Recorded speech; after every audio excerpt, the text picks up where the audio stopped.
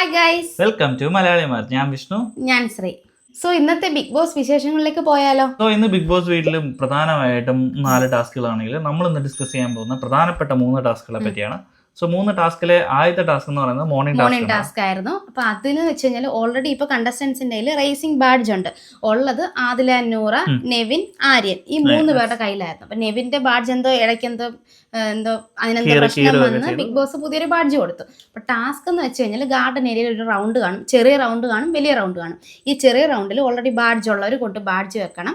വലിയ റൗണ്ടിന് ചുറ്റുമായിട്ട് കണ്ടസ്റ്റൻസ് നിന്നിട്ട് ബസർ അമർത്തുമ്പോഴത്തേക്ക് ഓടിച്ചെന്ന് ആ ബാഡ്ജ് എടുക്കുന്ന ആരാണോ അവർക്കാണ് പിന്നീട് ആ ബാഡ്ജിന്റെ ബെനിഫിറ്റ്സ് കിട്ടുക. പക്ഷേ ഇതിനകത്ത് വണ്ടർഫുൾ ആയിട്ട് ചെയ്തത് ആര്യനെയാണ്. ആര്യന് ആദ്യത്തെ ദിവസം മുതൽ ഇന്ന് വരെ ആ ബാഡ്ജ് കീപ്പ് ചെയ്യുന്നുണ്ട്. അത് ആര്യന്റെ ആ ഒരു ഗെയിം സ്പിരിറ്റ് തന്നെയാണ്. ഭയങ്കര കഴിവാണ്, ലക്കുമാണ്. അതിലുപരി പുള്ളിക്കാരൻ ഗെയിം കളിച്ചിട്ടാണ് ഓരോ പ്രാവശ്യവും ആ ബാഡ്ജ് ചേഞ്ച് ചെയ്യും. സോ അപ്പോൾ ആദ്യം തന്നെ ബാഡ്ജിനകത്തോട്ട് കിടക്കാൻ പുള്ളിക്കാരന് സാധിച്ചു. അപ്പോഴത്തന്നെ 2 ബാഡ്ജ് ആര്യന്റെ കൈക്കാരാക്കി. ഇതിനകത്ത് നൈസായിട്ട് അടിപൊളിയായിട്ട് കളിച്ചത് ഈ പറയുന്ന പോലെ ഷാനവാസ് ആണ്. ഷാനവാസ് ഒരു ബാഡ്ജ് ചേഞ്ച് ചെയ്തു. ആര്യനത് ബാക്കിലോട്ട് അറിഞ്ഞു. ലക്കിലി അതിന് ഗിസേലിന് കിട്ടി. സോ ഓൾറെഡി ഇഷ്യൂസ് നടക്കുന്നുണ്ട്. ഗിസേൽ മേക്കപ്പ് തിങ്സ് യൂസ് ചെയ്യുന്നു, റൂള് ബ്രേക്ക് ചെയ്ത് യൂസ് ചെയ്യുന്നു. അപ്പൊ ഇങ്ങനെ ഒരു വിഷയം നിൽക്കെ അതിന്റെ ബെനിഫിറ്റ്സ് ഗിസേലിന് കിട്ടാൻ പോകണം ആ ബാഡ്ജ് ത്രൂ. ബട്ട് അവിടെയാണ് ബിഗ് ബോസ് കളിച്ചു. ബിഗ് ബോസ് പറഞ്ഞ് മോടെ സാധനം പെട്ടിയൊക്കെ എടുത്ത് ലാലേട്ടൻ വീട്ടിൽ പറഞ്ഞു വിട്ടിട്ടുണ്ട്. സോ അതുകൊണ്ട് ഈ സാധനം കിട്ടാൻ പോകുന്നില്ല.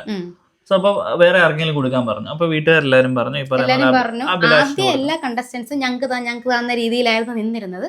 ബട്ട് ഗിസയില് അഭിലാഷിനാണ് കൊടുത്തത്. അതെ, അഭിലാഷിന് കാലൊക്കെ വയ്യാത്ത, അപ്പം ആ പുള്ളിക്കാരന്റെ സോക്സ് ഒക്കെ ഇടണമെന്ന്. അപ്പൊ എല്ലാവരും പറഞ്ഞു അഭിലാഷിന് കൊടുക്ക് എന്നുള്ള രീതിയിൽ പറഞ്ഞപ്പോഴത്തേന് ഗിസയില് മനസ്സിലഞ്ഞ് അഭിലാഷിന് കൊടുക്കുകയും ചെയ്തു. So it was A very kind ആയിട്ട് എനിക്ക് തോന്നി. സോ അടുത്ത ടാസ്ക് എന്ന് പറയുന്നത് കളിയിറങ്ങ് എന്ന് പറഞ്ഞ ടാസ്ക് ആയിരുന്നു. സോ ഈ 6 മിഡ് വീക്ക് എവിക്ഷനുള്ള 6 കണ്ടസ്റ്റൻസിനും അവർ തെരഞ്ഞെടുത്ത 2 കണ്ടസ്റ്റൻസ് ഉണ്ട്. അവർക്ക് പെർഫോം ചെയ്യുന്നവർക്ക് ആക്ച്വലി 6 മിനിറ്റ്സേ ഉള്ളൂ എന്തെങ്കിലും രീതിയിലുള്ള ഒരു പ്രിപ്പറേഷന് വേണ്ടിയുള്ള. അപ്പൊ അതിനുള്ളിൽ അവര് ഈ പറയുന്ന പോലെ എന്താണ് അവർ ചെയ്യാൻ പോകുന്നതെന്നും അതിനുള്ള ഐഡിയയും ആയിട്ട് റെഡി ആയിരിക്കണം. ഇപ്പൊ ഡാൻസ് ഒക്കെ ആണെന്നുണ്ടെങ്കിൽ അവർ തന്നെ പാട്ട് പാടി ഡാൻസ് കളിക്കണം. പപ്പാനിയും ബെന്നിയാണെന്നുണ്ടെങ്കിൽ അവർ തമ്മിൽ പാട്ട് പാടി ഡാൻസ് കളിക്കണം. അത്ര എഫേർട്ട് ഇട്ടിട്ടുണ്ട് അവർ. സോ ഇപ്പൊ ഇതിനകത്തിലാണെന്നുണ്ടെങ്കിൽ നല്ല രീതിയിൽ അടിപൊളിയായിട്ട് എനിക്ക് തോന്നിയെന്ന് പറയുമ്പോഴത്തേക്കിന് ഈ അക്ബറും നമ്മുടെ അനുവും കളിച്ചത് നല്ല രീതിയിലുള്ള ഒരു പെർഫോം ആയിരുന്നു. അതെനിക്ക് ഭയങ്കര ഇഷ്ടപ്പെട്ടു. അവർക്ക് തന്നെ ഡിസേർവിംഗ് ആയിട്ട് ഫസ്റ്റ് റാങ്ക് കിട്ടുകയും ചെയ്തു. പിന്നെ അതിനുശേഷം എനിക്ക് അടിപൊളിയായിട്ട് തോന്നിയത് നമ്മുടെ ഗിസയിലും നമ്മുടെ അജീനും കൂടി ഒരു അടിപൊളി റൊമാൻറ്റിക് ഷോ കാണിച്ചിരുന്നു. അതും രസമുണ്ടായിരുന്നു. അപ്പാനി ശരത്തിന്റെയും പിന്നെ ബിന്നിയുടെയും പെർഫോമൻസും ഒരു ആവറേജ് ആയിരുന്നു. എന്നാലും കുഴപ്പമില്ല.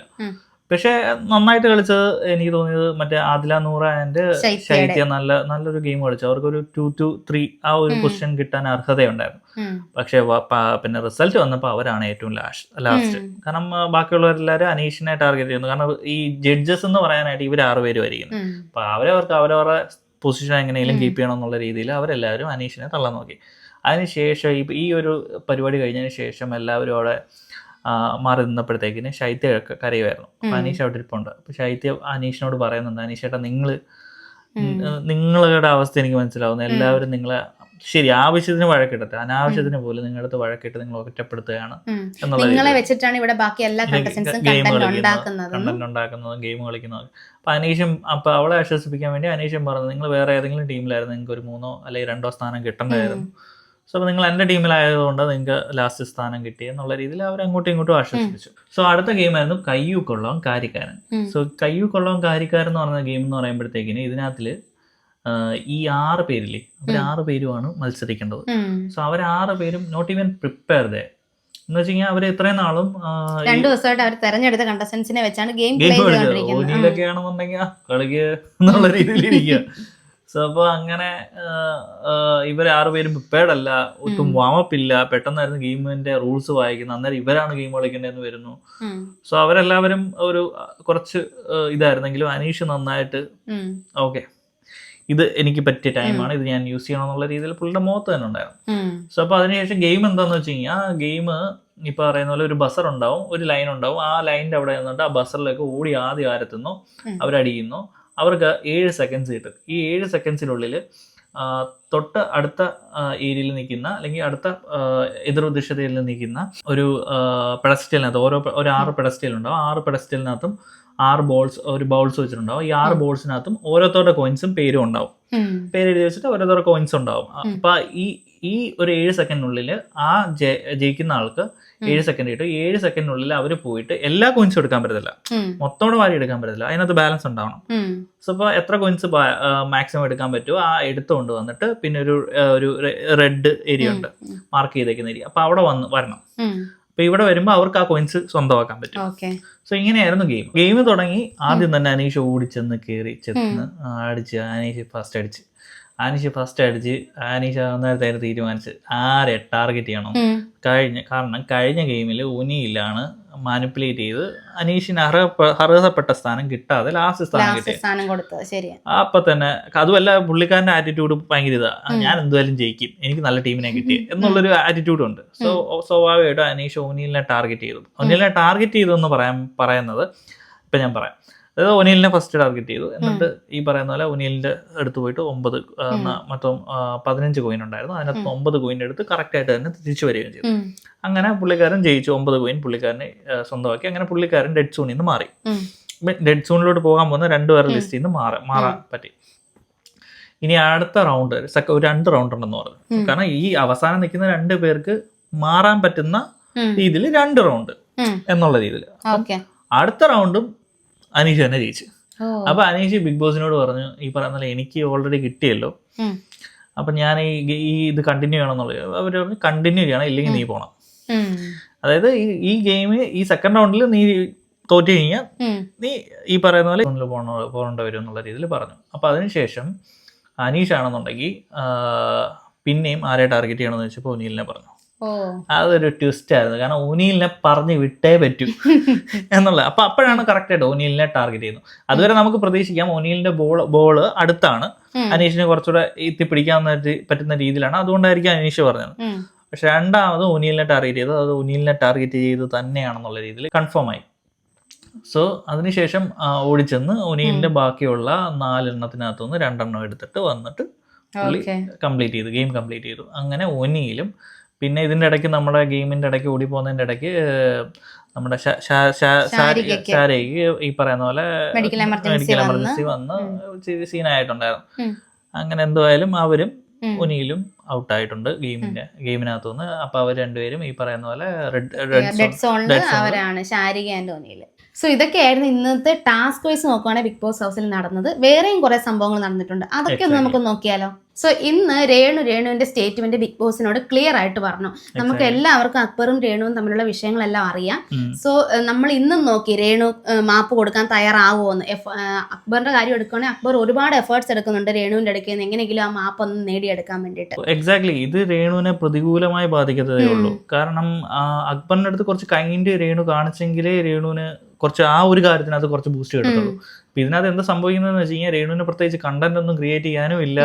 പ്രത്യേകിച്ച് വേറെ ഒരു ഗെയിം സ്ട്രാറ്റജി കൊണ്ടുവരുന്നില്ല. ടാസ്ക് വൈസ് നോക്കുവാണെങ്കിലും വലിയ എഫേർട്സ് ഒന്നും എടുക്കത്തില്ല. സോ രേണുവിന് കിട്ടിയ ഒരു കശത്തിരുമ്പ് പോലെ രേണു പിടിച്ചു വെച്ചോണ്ടിരിക്കുക. എക്സാക്ട്ലി അങ്ങനെയാണ് ഫീൽ ചെയ്യുന്നത്. സോ എല്ലാവരും അനീഷിനെ ടാർഗറ്റ് ചെയ്യുന്നത്. എല്ലാവർക്കും അനീഷ് മതി മെയിൻ കണ്ടന്റ് ആയിട്ട് തന്നെ.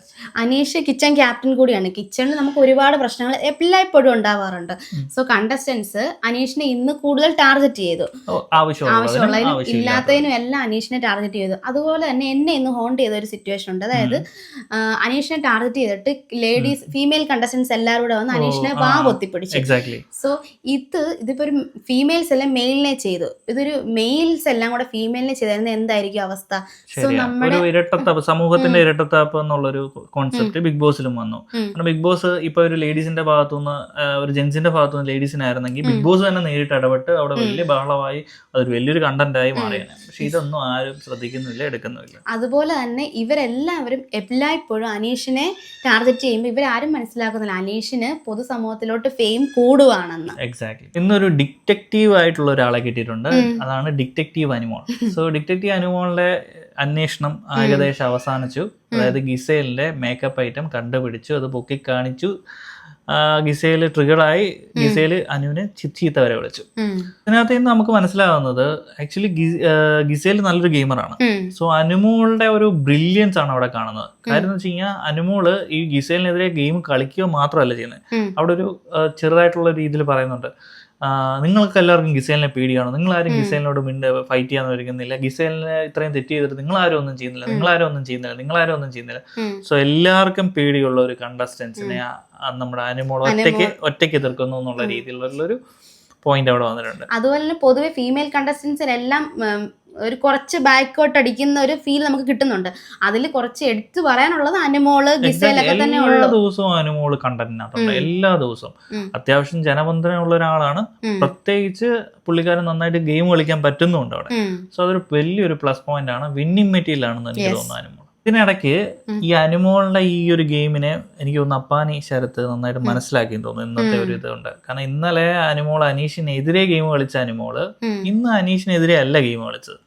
സോ അത് അപ്പാനി ശരത്തിനെയും ബാക്കിയുള്ള കുറച്ചുപേരെയൊക്കെ ബെന്നിയും ആക്ച്വലി അത് ഐഡന്റിഫൈ ചെയ്തിട്ടുണ്ട്. സോ അപ്പൊ എനിക്ക് തോന്നുന്നു ഗെയിംസ് കുറച്ചുകൂടെ ടൈറ്റ് ആവുന്നുണ്ട്.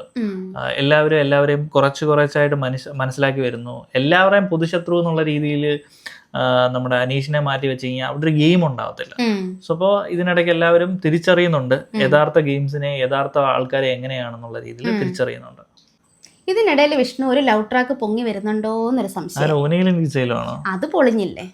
അപ്പൊ പിന്നെ മറ്റേ അനുമോളും ആര്യനും ആയിരിക്കും. പക്ഷെ അതിന്റെ കാര്യത്തിനകത്ത് ഇന്നലെയും കൂടി പിന്നെ നമ്മുടെ അനുമോള് ശൈത്യയോട് സംസാരിക്കുമ്പോൾ അനുമോള് സ്റ്റേറ്റ്മെന്റ് പറഞ്ഞിരുന്നു, അവൻ എനിക്ക് ആങ്ങളെ പോലെയൊക്കെയാണ് കേട്ടോ എന്നൊക്കെ. അന്നേരം നമ്മളും പറഞ്ഞിട്ടുണ്ടായിരുന്നു ഈ പറയുന്ന പോലെ ഒരു ഡൗട്ട് ഉണ്ട്, പുള്ളിക്കാരൻ ബോൾഡായിട്ടൊന്നും പറയുന്നില്ല. പക്ഷെ ഇന്ന് എന്താ സംഭവിച്ചെന്നറിയോ? ഇന്ന് ഗിസയിലല്ല, നമ്മുടെ ശൈത്യ അനുമോളിന്റെ അടുത്ത് പറയാണ്, നിനക്ക് ഈ പറയുന്ന പോലെ ആര്യന്റെ ഗേൾ ഫ്രണ്ട് അല്ലെങ്കിൽ ആര്യന് കല്യാണം കഴിക്കാൻ അല്ലെങ്കിൽ വൈഫ് ആവാൻ താല്പര്യമുള്ള പെൺപിള്ളേർ സ്വഭാവം എങ്ങനെയാണെന്ന് അറിയാമോ എന്ന് ചോദിച്ചപ്പോ അനുമോൾ ആകാംക്ഷയോടെ എങ്ങനെയാണ്. അപ്പോൾ ഉടനെ ശൈത്യ പറയുന്നത് ഈ പറയുന്ന പോലെ അവൻ ഭയങ്കര ഒരു കാമായിട്ടുള്ള ഒരു പെണ്ണിനെയാണ് ആഗ്രഹിക്കുന്നത്. കാരണം അവന്റെ അമ്മ ഭയങ്കര ഹൈപ്പർ ആക്റ്റീവ് ആണ്. അപ്പൊ അവന്റെ അച്ഛൻ പക്ഷേ ഒരു കാമായിട്ടൊരു ആളാണ്. അപ്പൊ അതുകൊണ്ട് അവരുടെ കോംബോ ഇഷ്ടപ്പെടുന്നത് കൊണ്ട് തന്നെ അവൻ ഭയങ്കര ഹൈപ്പർ ആക്റ്റീവ് ആയതുകൊണ്ട് ഒരു കാമായിട്ടുള്ള ഒരു പെങ്കൊച്ചിനെയാണ് അവൻ ഇഷ്ടം എന്നുള്ള രീതിയിൽ.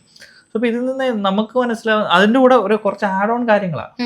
ഇത് ബാക്കി വെളിയിൽ പോയാൽ എങ്ങനെയായിരിക്കും, പലരും എന്നെ തെറ്റിദ്ധരിക്കും, തേങ്ങ വാങ്ങിയ എന്നുള്ളൊരു ആഡ് ഓണും കൂടിയുണ്ട്. അപ്പൊ എനിക്ക് പ്രധാനമായിട്ടും തോന്നുന്നത് എന്തൊക്കെയോ നടക്കാൻ സാധ്യതയുണ്ട് അവിടെ, ഒരു ലവ് ട്രാക്ക് ഓടാൻ ചാൻസ് ഉണ്ട്. സോ ഇതൊക്കെയാണ് ഇന്നത്തെ ബിഗ് ബോസ് ഹൗസിലെ വിശേഷങ്ങൾ. സോ എല്ലാവർക്കും വീഡിയോ ഇഷ്ടമായെന്ന് പ്രതീക്ഷിക്കുന്നു. ഇഷ്ടമായെങ്കിൽ ലൈക്ക് ചെയ്യുക, ഷെയർ ചെയ്യുക, കമന്റ് ചെയ്യുക, സബ്സ്ക്രൈബ് ചെയ്യുക. Thank you.